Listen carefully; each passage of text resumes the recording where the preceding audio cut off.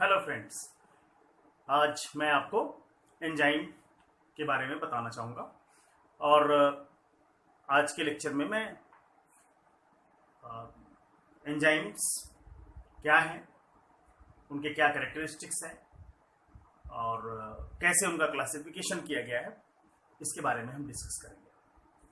तो मैं फिर से बिफोर द लेक्चर आपसे कहना चाहूँगा कि अगर आपने अब तक इस चैनल को सब्सक्राइब नहीं किया है तो सब्सक्राइब कर लीजिए। सब्सक्राइब ऑप्शन आपके वीडियोस जहाँ पे आपके चल रहे हैं उसके जस्ट राइट हैंड साइड में नीचे सब्सक्राइब ऑप्शन दिया हुआ है। तो एक बार आप सब्सक्राइब कर लेंगे तो आपको अपलोड होने वाले नए वीडियो के इंफॉर्मेशन मिलते रहेंगे। ठीक है। Now enzymes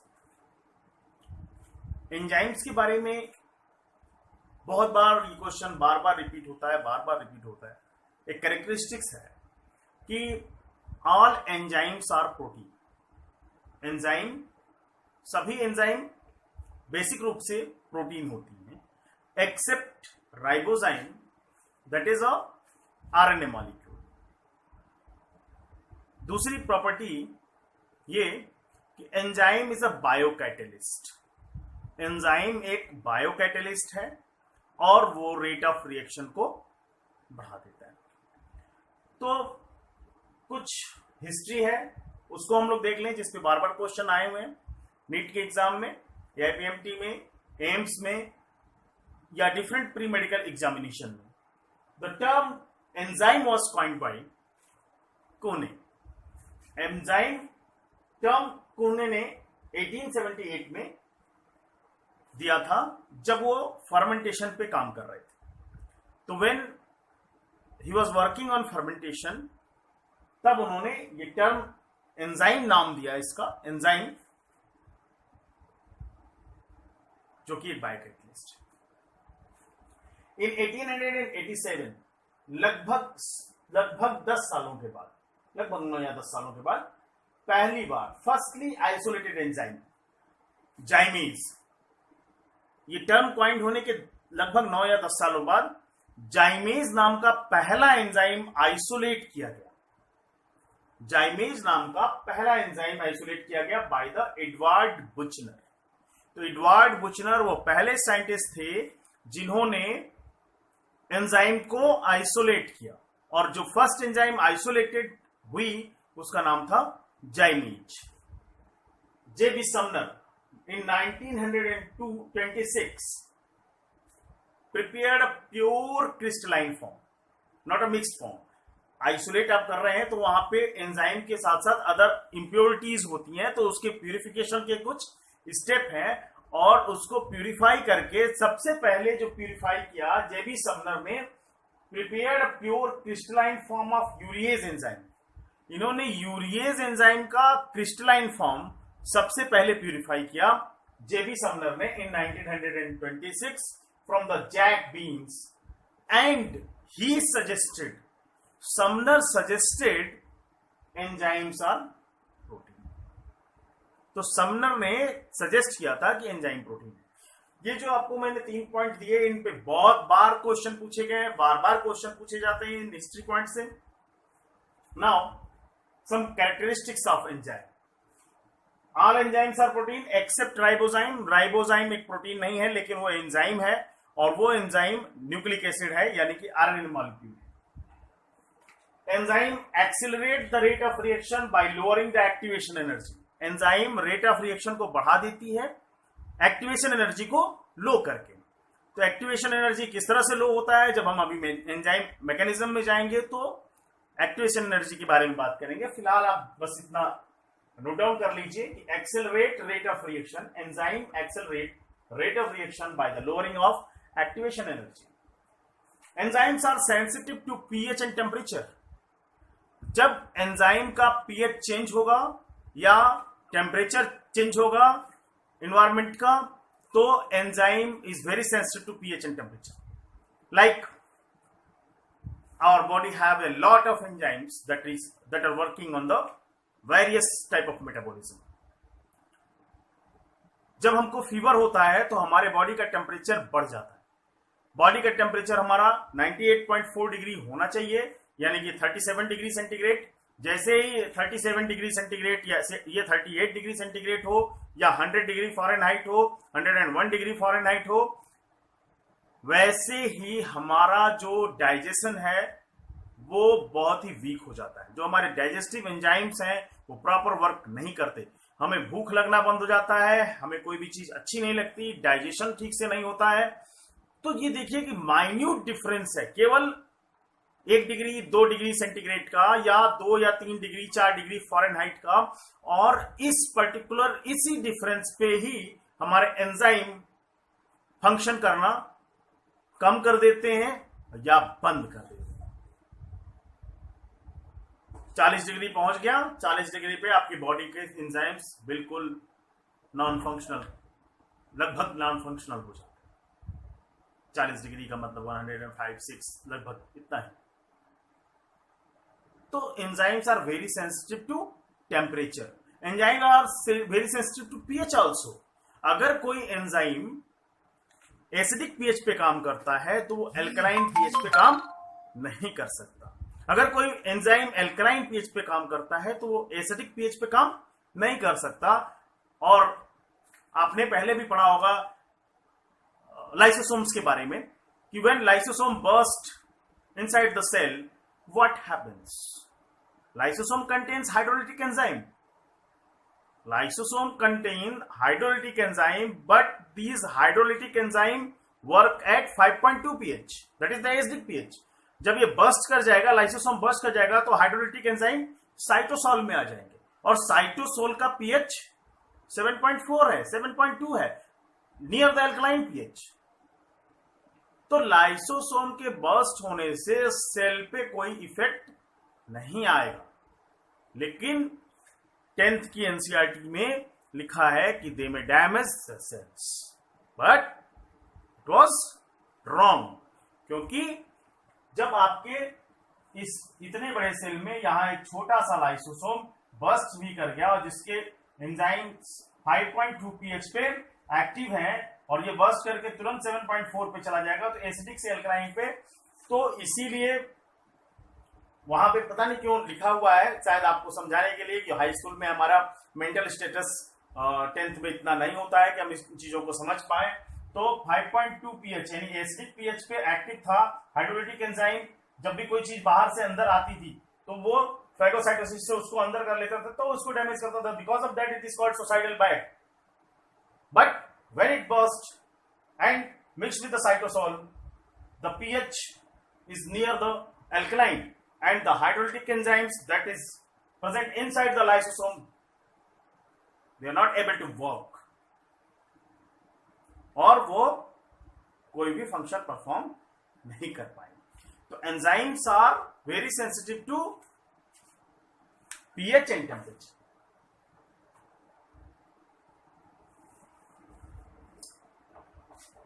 nomenclature of enzymes. सबसे पहले इसके लिए कमीशन का गठन हुआ कि सारे एंजाइम्स, इतने सारे एंजाइम्स हैं तो इनका कुछ नॉमेनक्लेचर होना चाहिए कि कैसे इनको हम क्लासिफाई करें, कैसे इनको हम नॉमिनेट करें कि ये किस तरह का एंजाइम है। तो इंटरनेशनल यूनियन ऑफ बायोकेमिस्ट्री ने 1961 में एक कमीशन के तहत एंजाइम्स का nomenclature, certain rules of enzyme nomenclature and classification, और उसमें उन्होंने कहा कि enzyme name has two parts. The first name of the substrate and the second ending and is indicate the type of reaction. तो किसी भी enzyme में दो पार्ट होंगे, जो उसका पहला पार्ट होगा उसके सबस्ट्रेट को डिनोट कर रहा होगा और जो दूसरा पार्ट होगा वो टाइप ऑफ रिएक्शन को डिनोट कर रहा होगा, और एंड विथ सफिक्स एज होगा। एज मीन्स टू क्लीव, तो किसी भी एंजाइम के पीछे एज लगा होगा।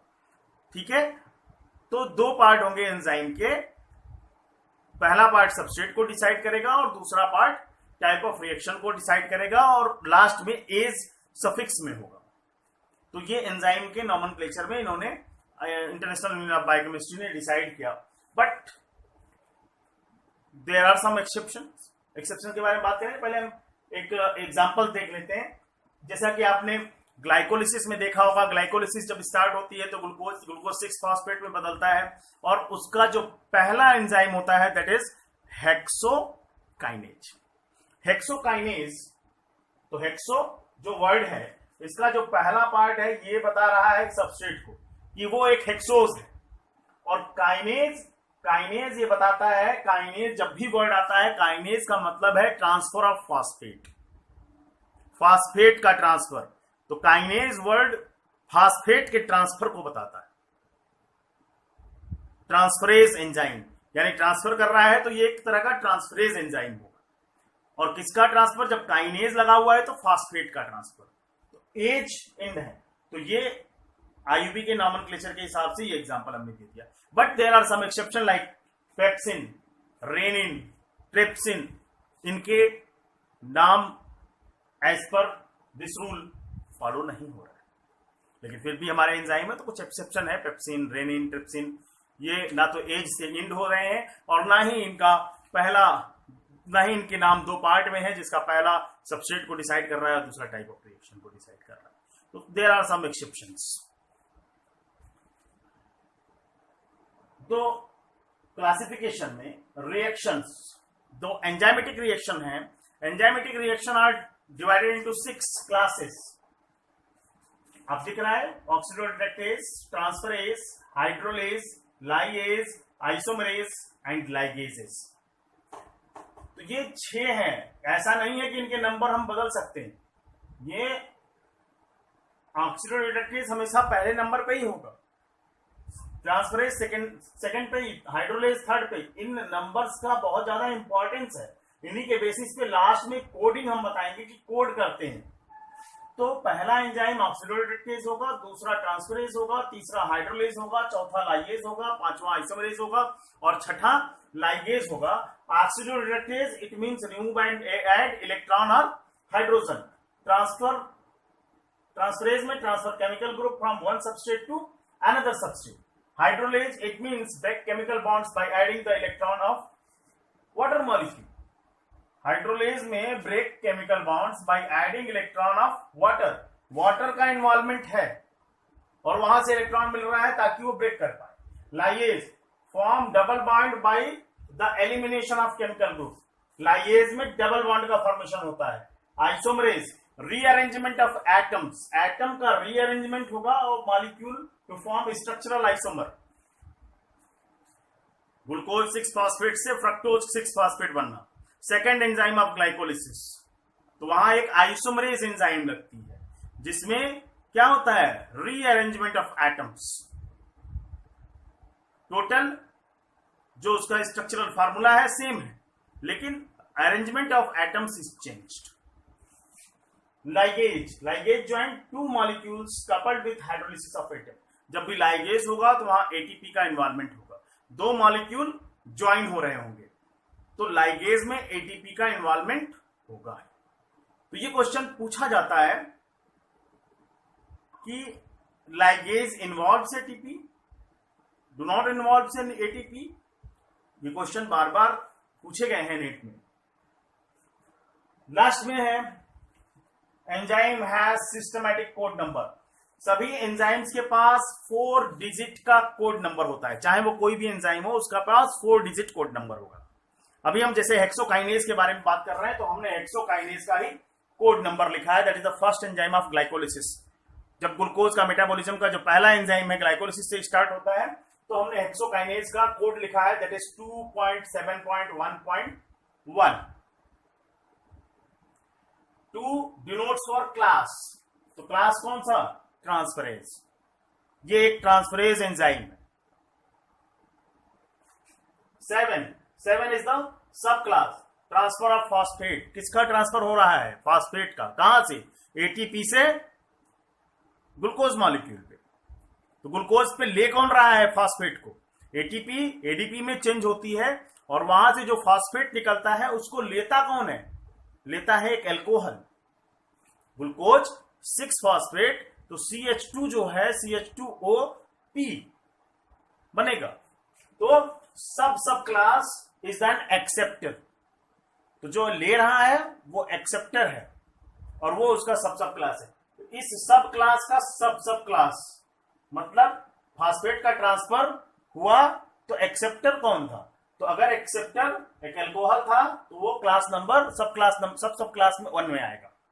And the last digit 1 is the serial number of enzyme in its सब क्लास। ये सीरियल नंबर है एंजाइम का, सब क्लास का सीरियल नंबर। तो इस तरह से 4 डिजिट होते हैं किसी भी एंजाइम के कोड करने के लिए, 4 डिजिट का कोड नंबर होता है। तो मुझे लगता है कि दैट इज यहाँ पे जो मैंने अभी लिख रखा है इसके बारे में आपने जान लिया होगा। तो आइए इसके simple enzyme and conjugated enzyme, 2 तरह के एंजाइम हैं। Simple enzyme it means simple enzyme का मतलब है कि वहां पर केवल प्रोटीन मॉलिक्यूल है या केवल पॉलीपेप्टाइड है और कोई मॉलिक्यूल का अटैचमेंट नहीं। जैसा कि हम लोग सिंपल लिपिड में भी पढ़ रहे थे, तो वहां पे भी जब केवल लिपिड मॉलिक्यूल था, कोई अदर मॉलिक्यूल अटैच्ड नहीं था, तो सिंपल था। Another one is the conjugated. Conjugated means the protein part as well as non protein part, protein plus non protein, then it is called conjugated protein. So simple protein composed of only one or several type of polypeptide chains only. Example pepsin, trypsin, papain, etc. Conjugated enzyme protein plus non-protein part. तो जब conjugated की बात आती है, conjugated में जब हम बात करते हैं तो इसका मतलब ये है कि जो conjugated protein का प्रोटीन पार्ट है वो प्रोटीन पार्ट इनएक्टिव होता है और अनटिल अनलेस ये नॉन प्रोटीन पार्ट उससे अटैच ना हो वो पूरी तरह से या वो एक्टिव नहीं हो पाता। तो नॉन प्रोटीन पार्ट ही वो मॉलिक्यूल है जो इस प्रोटीन पार्ट को एक्टिव करता है। Like apoenzyme plus cofactor is called holoenzyme. तो एपोएंजाइम जो है एज सच अगर केवल इंडिविजुअली एपोएंजाइम को देखा जाए तो एपोएंजाइम इनएक्टिव होता है। एपोएंजाइम बिल्कुल उस कार की तरह है जिसमें कि पेट्रोल नहीं है। तो वो कार तो है हमारे पास लेकिन वो फंक्शनल नहीं है, नॉन फंक्शनल है। और कोफैक्टर जब उसके साथ, ये नॉन प्रोटीन पार्ट जब उसके साथ ऐड हो जाता है तो वो फंक्शनल हो जाता है। तो apoenzyme plus cofactor is called holoenzyme and holoenzyme is active. Holoenzyme is active. This cofactor, ये कोफैक्टर जो है 2 तरह के हैं। एक आइदर दे आर कोएंजाइम और प्रोस्थेटिक ग्रुप और metal ions. when it is called coenzyme, the non protein organic group, जब ऑर्गेनिक मॉलिक्यूल होता है कोफैक्टर की जगह, तो कोफैक्टर अगर एक ऑर्गेनिक मॉलिक्यूल है, loosely attached with the protein part, then it is called coenzyme. Generally made up of vitamins. Otherwise मतलब मेन डिफिनीशन ये है कि आपका जो कोफैक्टर है वो कोफैक्टर अगर एक ऑर्गेनिक मॉलिक्यूल होगा, अगर वो लूजली अटैच्ड होगा तब हम उसको कोएंजाइम कहेंगे। और मेनली इसमें they are made up of vitamins. Like example coenzyme NAD and NADP contain vitamin niacin. So have you heard about vitamin niacin? Coenzyme A contain pantothenic acid. Coenzyme A pantothenic acid contain करता है। FMN and FAD contain riboflavin. Riboflavin is vitamin B2. TPP, thiamine pyrophosphate, contain thiamine. Thiamine is vitamin A. ये क्या है? Sorry, vitamin B1 is called thiamine. A is called retinol. Prosthetic group are metal ions. Prosthetic group या metal ion, they are tightly attached. They are covalently attached with the protein part. Tightly means covalent bond. तो दोनों protein और non protein के बीच में एक covalent bond formation होता है, तो ये टाइटली अटैच्ड होते हैं। Mostly they are inorganic compounds. Mostly they are inorganic compounds. Metal form coordinate bonds. जो मेटल होते हैं वो आपके प्रोटीन पार्ट के साथ एक कोऑर्डिनेट बॉन्ड फॉर्म करते हैं, लाइक जिंक फिंगर। तो जिंक फिंगर का एग्जांपल है प्रोटीन में, तो जहां पे जिंक एटम है, जिंक जो है मेटल आयन है, जो कि प्रोटीन पार्ट के साथ कोऑर्डिनेट बॉन्ड बनाता है, and it is called zinc finger. Types of enzyme on the basis of site of action. Enzyme का साइट ऑफ एक्शन क्या है? अगर एंजाइम सेल के अंदर काम कर रही है या सेल के बाहर निकल के काम कर रही है। तो जब एंजाइम सेल के अंदर काम करती है तो सेल के अंदर मैक्सिममली जो एंजाइम काम कर रही है वो साइटोसॉल में काम कर रही है। तो साइटोसॉल का पीएच अप्रोक्सीमेटली न्यूट्रल है, लगभग 7.2 7.4। तो mostly function inside the cell, function based at neutral pH. तो पहली टाइप का एंजाइम है इंट्रासेलुलर एंजाइम और इंडो एंजाइम। जो एंजाइम सेल के अंदर काम करती है that is called endozymes, and ये बेस्ट एट न्यूट्रल पीएच। तो न्यूट्रल पीएच पे अच्छा काम करती है। एक्स्ट्रा सेलुलर एंजाइम जो सेल के बाहर निकलकर अपना फंक्शन परफॉर्म कर रही है, like digestive enzymes. Digestive enzymes एक बैग में, जो हमारा स्टमक का बैग है इंटेस्टाइन में, वहां पे डाइजेस्टिव एंजाइम सेल्स के बाहर निकलकर अपना एक्शन परफॉर्म करती हैं। तो ऐसे एंजाइम को हम क्या कहेंगे? ऐसे एंजाइम को हम एक्स्ट्रा सेलुलर एंजाइम या एक्सो एंजाइम कहेंगे। तो function outside the cells and they mostly they are digestive enzymes like salivary amylase, gastric pepsin, lysozyme etcetera. तो यहाँ पे आपका सलाइवरी एमाइलेज हमारे माउथ में काम करता है, गैस्ट्रिक पेप्सिन आपका स्टमक में काम कर रहा है, lysozyme that is found in the tears. हमारे टीयर में लाइसोजाइम होता है। लाइसोजाइम ब्रेक द पेप्टाइडोग्लाइकन, किसी भी बैक्टीरिया के पेप्टाइडोग्लाइकन को ब्रेक कर सकती।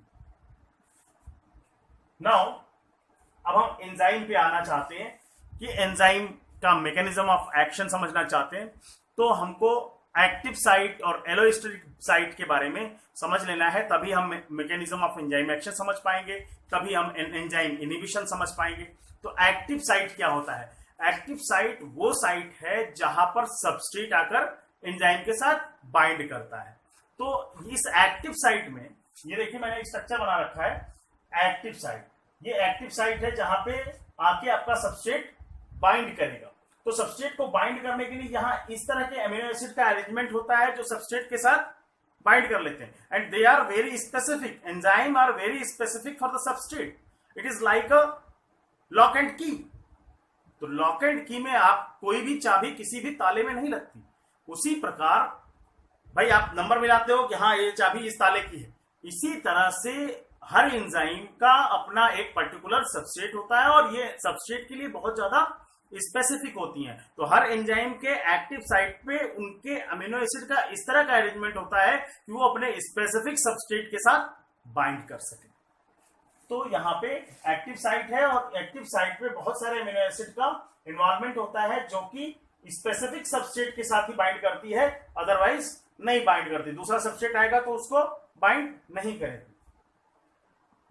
तो active site or cleft of active center are and these are called substrate binding site.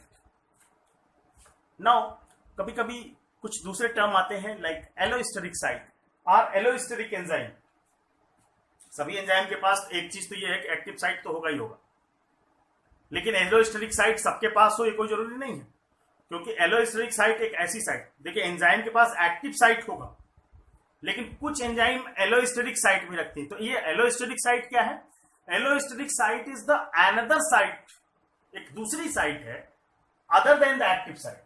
तो एक्टिव साइट तो है, other than the active site एक एलोस्टेरिक साइट है that is binded with the chemical other than the substrate. ये दूसरे chemical से binding के लिए इसके पास साइट होती है।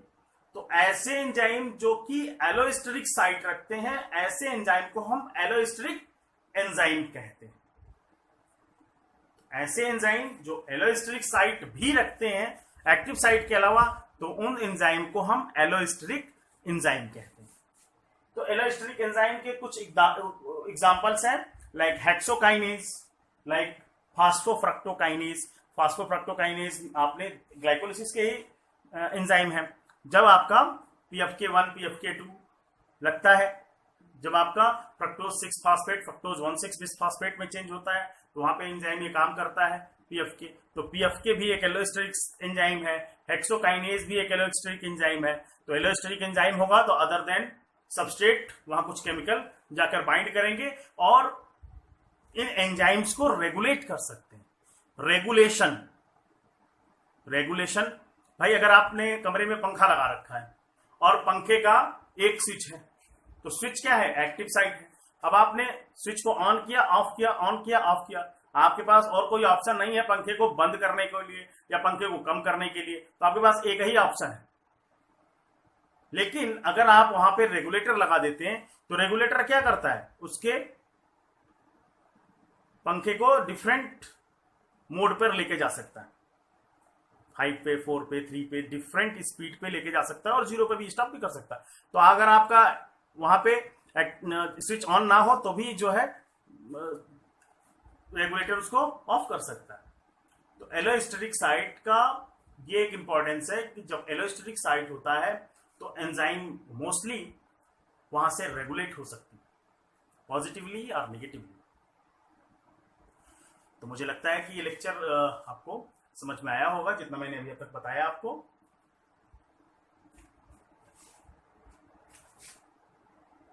Thank you.